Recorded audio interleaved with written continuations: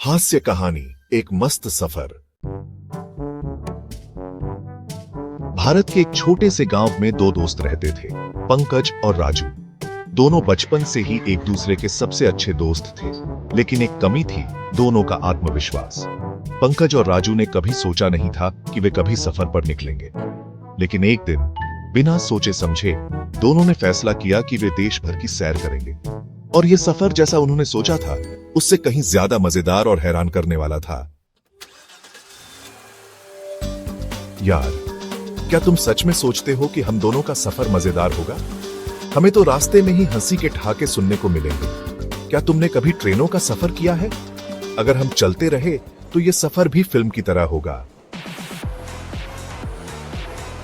राजू ने सोचा था कि ट्रेन में बैठने का अनुभव आरामदायक होगा, लेकिन हकीकत कुछ और थी।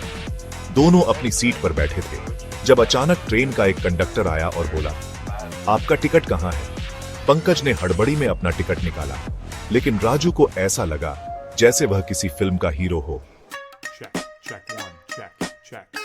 कंडक्टर साहब, हमारा टिकट यहां नहीं है। पंकज, वीओ, तुम्हारे पास टिकट नहीं है और तुम मुझे कहते हो कि हम सफर पर हैं?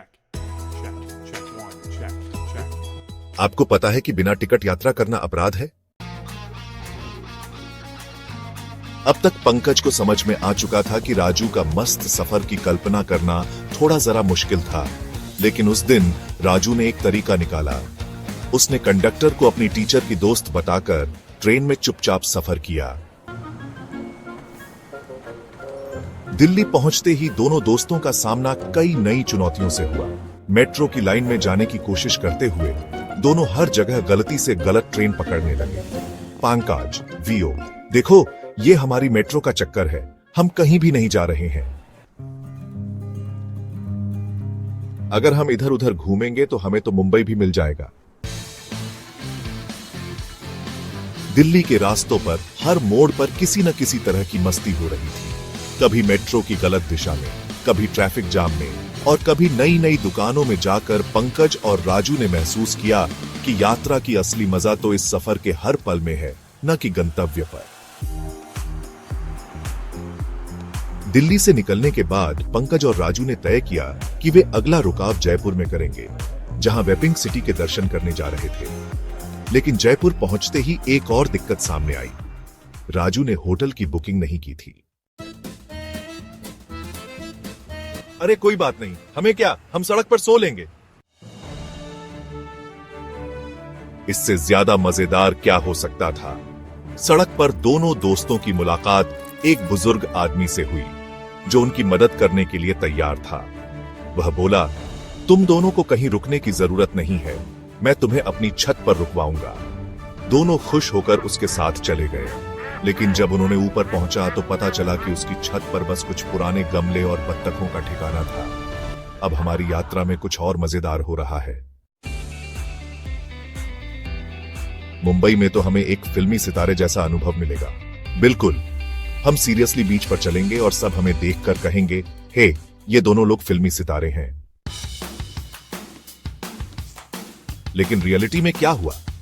वे समुद्र के किनारे गए और जैसे ही पंकज ने समुद्र में तैरने की कोशिश की, एक बड़ी लहर आई और पंकज को ले डूबी। क्या तुम पानी में पंकज खोजने आए हो? नहीं, मैं तो पानी के भीतर मस्ती कर रहा था। मुंबई में अब वे पूरी तरह से बोर हो चुके थे। यहां वे हर किसी से रास्ता पूछ रहे थे और हर गलती से हंसी आ रही थी। पंजाब में स्वर्ण मंदिर का दौरा करने के बाद पंकज और राजू ने सोचा था कि यह उनका आखिरी स्टॉप है, लेकिन स्वर्ण मंदिर में एक मजेदार घटना घटी। राजू ने गलती से अपनी पगड़ी उतार दी और वह भी अलग तरह से पहनकर वापस मंदिर में घुस गया। पंकज, वीओ, तुम अब पगड़ी पहनने के बजाय केसर का स्वाद छक रहे हो। राजू, वीओ, नहीं, ये तो मंदिर के भीतर फैशन शो का हिस्सा था। अंत में जब पंकज और राजू अपने गांव लौटे तो दोनों ने महसूस किया कि यह सफर न केवल उन्हें नए नए अनुभव देने वाला था, बल्कि यह यादों से भरा हुआ भी था।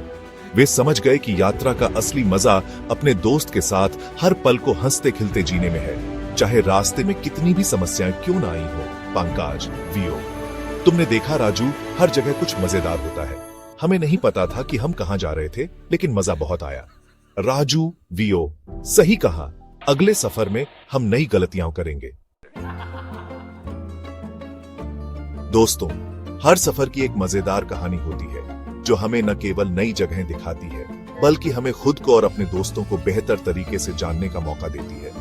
पंकज और राजू की तरह हम सभी को यात्रा के हर छोटे पल का मजा लेना चाहिए और कभी न भूलें, हंसी ही सबसे अच्छा सहारा है जो हमें किसी भी सफर में चलने की ताकत देती है।